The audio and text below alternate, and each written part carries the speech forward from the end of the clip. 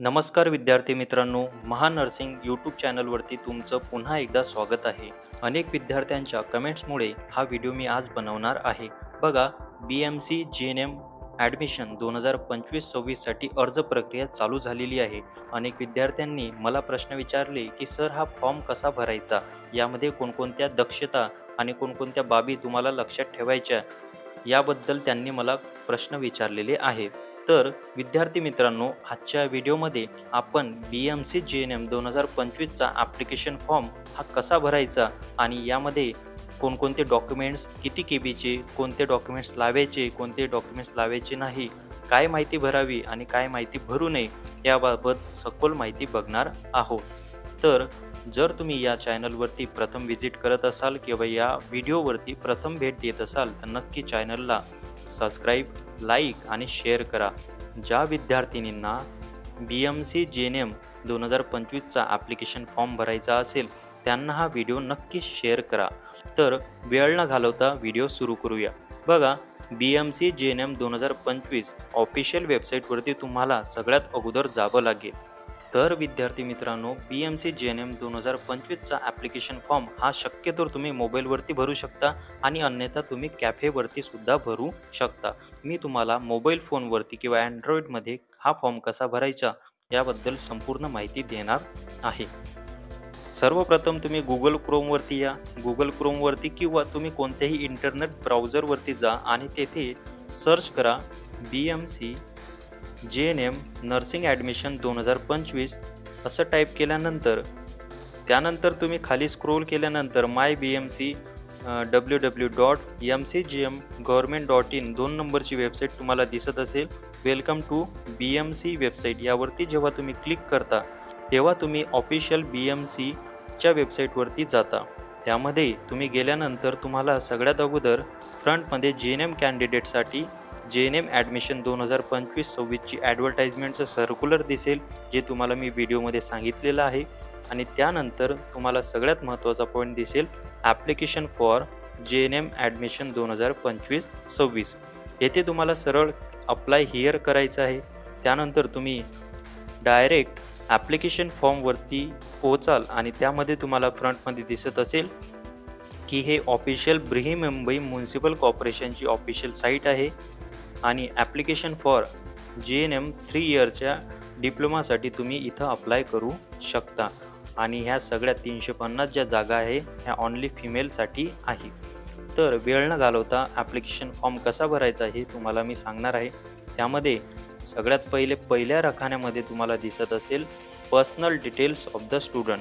विद्यार्थ्याचा वैयक्तिक माहिती तुम्हाला यामध्ये भरायची आहे. जे पण विद्यार्थिनी असेल त्या विद्यार्थ्याची पहिले नाव, आडनाव नंतर वडिलांचं नाव, आईचं नाव, डेट ऑफ बर्थ तुम्हाला वय वर्ष 17च्या पुढे आणि वय वर्ष 35च्या खाली जर असेल तरच तुम्ही ॲप्लिकेशन फॉर्म भरवू शकता.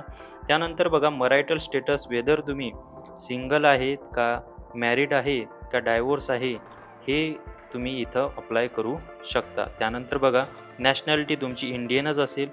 रिलिजनमध्ये जे काही तुमचं धर्म असेल, हिंदू, मुस्लिम, शीख वगैरे जे काही धर्म असेल ते तुम्ही प्रविष्ट करा.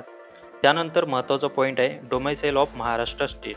त्यामध्ये येसच करा, कारण त्याशिवाय ॲप्लिकेशन फॉर्म पुढे जाणार नाही. कारण हा जो ॲप्लिकेशन फॉर्म आहे हा कोणासाठी आहे मित्रांनो? फक्त महाराष्ट्रातील रहिवासी विद्यार्थिनीसाठी आहे. त्यानंतर बघा, हाऊ मेनी इयर्समध्ये तुम्ही महाराष्ट्रामध्ये किती वर्षापासून आहे हे तुम्ही तिथं आकडा टाक. जसं उदाहरणार्थ तुम्ही 60 ते 70 वर्ष असतात किंवा 100 वर्ष आहे किंवा 150 वर्ष आहे, या काळापासून तुम्ही महाराष्ट्रामध्ये आहे किंवा तुमची फॅमिली आहे किंवा तुम्ही इंडिव्हिज्युअली तुमचं इयर टाकू शकता, जे तुम्ही घरी सांगून माहिती घेऊ शकता. त्यानंतर बघा, कास्टमध्ये तुमची सबकास्ट असेल किंवा ओरिजिनल जे कास्ट असेल ते तुम्ही यामध्ये प्रविष्ट करू शकता. उदाहरणार्थ तुम्ही जनरल कॅटेगरीचे आहे तर जनरल चूज करा आणि रिझर्व कॅटेगरीचे आहे तर रिझर्व कॅटेगरीमध्ये सबकास्ट ज्या आल्या त्यामध्ये SC, EWS आणि ST, VJA, NT, BCD आणि OBC, SCB आणि SCBC आहे. कारण बघा, या कॅटेगरीमध्ये रिझर्वेशन आहे आणि रिझर्वेशनच्या कॅन्डिडेटला रिझर्वेशन सर्टिफिकेट म्हणजे कास्ट सर्टिफिकेट जोडावं लागेल. उदाहरणार्थ EWS सर्टिफिकेट, SCBC सर्टिफिकेट तुम्हाला जोडावं लागेल. त्यानंतर बघा सगळ्यात महत्त्वाचा पॉईंट आहे करंट ॲड्रेस. कारण या ॲड्रेसचाच वापर करून तुम्हाला संपर्क साधला जाईल. यामध्ये जो पण ॲड्रेस तुम्ही टाकत असाल तो सध्याचा ॲड्रेस असू द्या, ज्या कारणामुळे तुम्ही येणाऱ्या 2-3 महिन्यामध्ये किंवा 4 ते 5 महिन्यामध्ये तुम्हाला तिथं संपर्क करता येईल असाच ॲड्रेस टाका. आणि ॲड्रेस शक्यतोवर तुम्ही जिथं राहता तो असला तरी चालेल. तोच ॲड्रेस तुमचा पर्मनंट ॲड्रेस असू शकतो तर असू शकतो किंवा असू शकत नाही. करंट ॲड्रेस म्हणजे जिथं तुम्ही वर्किंगमध्ये आहात आणि पर्मनंट ॲड्रेस उदाहरणार्थ तुमचं गाव किंवा एखादं शहर. त्यानंतर बघा जे स्टारने तुम्हाला माहिती दिलेली आहे ती माहिती तुम्हाला भरावीच लागेल. त्यामध्ये मोबाईल नंबर तुम्हाला टाकणे आहे. ईमेल आय डी प्रॉपर टाका, कारण यावरतीच तुम्हाला मेल येतात. पॅन कार्ड जर वेदर असेल किंवा नसेल. त्यानंतर बघा आधार नंबर हे सुद्धा मॅनेडेटरी फील्ड आहे. त्यानंतर बघा एनी डिसॅबिलिटीज, जर तुम्हाला जे 5% जागा निर्धारित आहे अपंग व्यक्तींना ते सुद्धा तुम्ही जर असाल तर तुम्ही होय टाका आणि नसाल तर नो टाका. आणि त्यानंतर तुमच्या वडिलाचे किंवा जे काही तुमचे सांभाळ करतात त्यांचा व्यवसाय काय आहे हे तुम्हाला इथं चूज करायचं आहे. ज्यांच्या शेती असेल शेती करा. ज्यांचे व्यवसाय गव्हर्नमेंट किंवा सेमी गव्हर्नमेंटला एम्प्लॉई असतील ते चूज करा. त्यानंतर बघा सगळ्यात महत्त्वाचा रकाना आहे लँग्वेज नोट. मुंबईमध्ये जर तुम्ही शिक्षण घेत असाल तर तुम्हाला त्या खालील भाषांपैकी कोणत्या भाषा येतात, त्यामध्ये लिहिता येते का, वाचता येते किंवा समजून घेता येते, ह्या बाबी तुम्हाला माहिती असायला हव्या. इंग्लिश भाषा तुम्हाला लिहिता येते का, वाचता येते का आणि अंडरस्टँड करता येते का, तर त्यामध्ये क्लिक करा. त्यानंतर मराठी तुम्हाला लिहिता सुद्धा आली पाहिजे, वाचता सुद्धा आली पाहिजे आणि समजता सुद्धा आली पाहिजे. कारण महाराष्ट्रामध्ये मराठी ही मातृभाषा असल्या कारणाने ह्या गोष्टी तुम्हाला यायलाच हव्या. त्यानंतर बघा हिंदी ही ऑप्शनल लँग्वेज आहे, तरी सुद्धा तुम्हाला लिहिता आली तरी चालेल, वाचता आली तरी चालेल किंवा समजून घेता आली तरी चालेल. प्रामुख्याने यामध्ये मराठी आणि इंग्लिशचा समावेश असतो, कारण JNMचं हे जे शिक्षण आहे हे एकतर मराठीमध्ये एकतर इंग्लिशमध्येच अवेलेबल आहे. त्यानंतर बघा एज्युकेशनल क्वालिफिकेशन, शैक्षणिक पात्रतामध्ये सगळ्यात महत्त्वाचा आता पॉईंट येत आहे. जे डॉक्युमेंट्स तुम्हाला अपलोड करायचे, डॉक्युमेंट्सवरती तुमचा ॲडमिशन होणार आहे ते म्हणजे एज्युकेशनल क्वालिफिकेशनचे डॉक्युमेंट्स. त्यामध्ये बघा SSCसाठी तुमची स्ट्रीम काय होती तर मराठी मीडियम होती, तर नेम ऑफ द बोर्डमध्ये महाराष्ट्रच टाका. त्यानंतर बघा नेम ऑफ द स्कूल किंवा कॉलेज, जे शाळेचं नाव आणि किंवा ज्युनियर कॉलेजचं नाव असेल ते टाका. इयर ऑफ पासिंगमध्ये तुमचं जे वय वर्ष, ज्या वर्षी तुम्ही 10वी पास झाले ते टाका.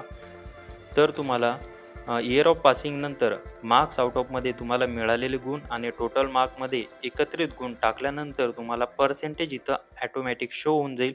आणि अटेम्पमध्ये तुम्ही पहिल्या अटेम्पमध्ये पास झाले का दुसऱ्यामध्ये ते तुम्ही इथं प्रविष्ट करा. शक्यतोवर पहिल्या अटेम्पमध्ये स्टुडंट पास होतात. त्यानंतर बघा मार्कशीट हे चूजन फाईल असते. हे 150 ते 200 KBची तुम्हाला फोटो किंवा JPG फॉर्मॅटमध्ये फाईल तुम्हाला अपलोड करणं आहे. बघा 10वीला एक तर मार्कशीट आणि सर्टिफिकेट हे दोन्ही गोष्टी गरजेच्या आहे. फर्स्ट इयर ज्युनियर कॉलेज म्हणजे 11वीमध्ये तुम्ही सायन्स फील्ड घेतली आहे का, आर्ट फील्ड, कॉमर्स फील्ड घेतलेली आहे. जर कोणतीही फील्ड घेतलेली असेल तर ते चूज करा. कॉलेजचं नाव, किती मार्क्स मिळाले, कोणत्या वर्षी पास झाले, पर्सेंटेज, अटेम्प्ट आणि मार्कशीट हे तुम्हाला 11वीचे अपलोड करायचे. परंतु 12वीमध्ये जेव्हा तुम्ही पास झालेले आहात तर त्या सेम ॲज इट इज 11वीमध्ये जे डिटेल्स फिल केली त्यामध्ये फक्त काय बदलेल, year of passing, marks out of, total marks, percentage आणि अटेम्प्ट. त्यानंतर बघा मार्कशीट तुम्हाला 12वीची सुद्धा भरायची आणि सर्टिफिकेट सुद्धा अटॅच करायचं आहे. या व्यतिरिक्त जर तुमची BSc झालेली असेल किंवा MSc झालेली असेल ते डिटेलसुद्धा तुम्ही या उर्वरित रकान्यामध्ये भरू शकता. शक्यतो याची गरज नाही, कारण 12वीवरच तुमचं ॲडमिशन होऊन जाईल. त्यानंतर बघा सगळ्यात महत्त्वाचा पॉईंट जो मी तुम्हाला मागच्या व्हिडिओमध्ये डिस्कस केला होता, ज्या विद्यार्थ्यांना फिजिक्स, केमिस्ट्री, बायोलॉजीमध्ये टोटल मार्क्स हे 45%च्या वरती असतील त्याच विद्यार्थ्यांना ॲडमिशन मिळू शकते. आणि या व्यतिरिक्त जर अशा विद्यार्थ्यांना आर्ट आणि कॉमर्सचे असतील तर त्यांना 40%च्या वरती मार्क्स हवे असतील. त्यानंतर एक महत्त्वाचा पॉईंट आहे जो तुम्हाला रेड डॉटमध्ये दिलेला आहे. Do you appear for Marathi subject in SSC और HSC? आपण SSC आणि HSCमध्ये म्हणजे 10वी आणि 12वीमध्ये मराठी विषयासाठी उत्तीर्ण आहात का? तर यामध्ये नक्की हो टाका. कारण जर तुम्ही मराठी विषयामध्ये उत्तीर्ण नसाल, तर तुम्ही शक्यतोवर जी-एन-एम करू शकणार नाही. त्यानंतर बघा मराठी लँग्वेज मार्क्स जे पण असतील ते तुम्ही इथं प्रविष्ट करा. ठीक आहे. 10वी आणि 12वीचे जे पण मार्क्स मराठीमध्ये तुम्हाला मिळालेले आहेत, ते तुम्ही इथं प्रविष्ट करा. आता त्यानंतर महत्त्वाचा सेक्टर येतो डॉक्युमेंट्स अपलोडेशन. जर तुमचं ए-एन-एम झालेलं असेल, जे मी तुम्हाला व्हिडिओमध्ये सांगितलेलं होतं, ए-एन-एम विद्यार्थिनींनी जर झालेलं असेल, तर ए-एन-एम येस करून तुम्हाला रजिस्ट्रेशन नंबर, फर्स्ट इयरचे मार्क्स किती होते ए-एन-एममध्ये, सेकंड इयरमध्ये किती होते आणि टोटल फर्स्ट आणि सेकंड इयरमध्ये मार्क्स किती होते ते तुम्हाला टाकायचं आहे. त्यानंतर ए-एन-एम रजिस्ट्रेशन सर्टिफिकेट तुम्हाला इथं अपलोड करायचं आहे. त्यानंतर डिप्लोमा सर्टिफिकेट आणि डोमेसाईल सर्टिफिकेट आणि आधार कार्ड आणि फोटो ऑफ स्टुडंट हे सुद्धा तुम्हाला यामध्ये अपलोड करायचं आहे. आणि जर तुम्ही विद्यार्थी मित्रांनो, जर तुमचं ए-एन-एम झालेलं नसेल, फक्त 12वी झालेली असेल, तर तुम्ही फक्त डोमेसाईल सर्टिफिकेट, आधार कार्डसाठी प्रूफ आणि त्यानंतर फोटो ऑफ स्टुडंट हे 3 डॉक्युमेंट तुम्हाला अपलोड करायचे आहे. परंतु हे तिन्ही डॉक्युमेंट्स जे-पी-जी फॉर्मॅटमध्ये असावे, रिसेंट फोटोग्राफ असावे, त्यानंतर मॅक्सिमम साईज जी आहे 128 केबी आणि हॉरिझॉन्टल साईज जी आहे ते 150 केबी असे फोटोचे फॉर्मॅट असायला हवे. ठीक आहे. यामध्ये एकंदरीत पूर्ण जो ॲप्लिकेशन फॉर्म आहे, तो तुम्हाला मी समजून सांगितलेला आहे. या व्यतिरिक्त तुम्हाला अपलोडेशनसाठी काहीही प्रॉब्लेम आलेले असतील किंवा होत असतील, तर नक्की मला कमेंट्समध्ये सांगा. जेणेकरून मी त्यावरती उत्तर देण्यासाठी प्रयत्न करेल. यानंतर तुम्ही सबमिट करू शकता आणि सबमिट केल्यानंतर तुमचा ॲप्लिकेशन फॉर्म हा फिलअप होऊन जाईल आणि तुमचं येणाऱ्या काही दिवसामध्ये मेरिट लिस्टमध्ये नाव येईल आणि त्यानंतर तुम्हाला काउन्सिलिंगसाठी बोलवण्यात येईल.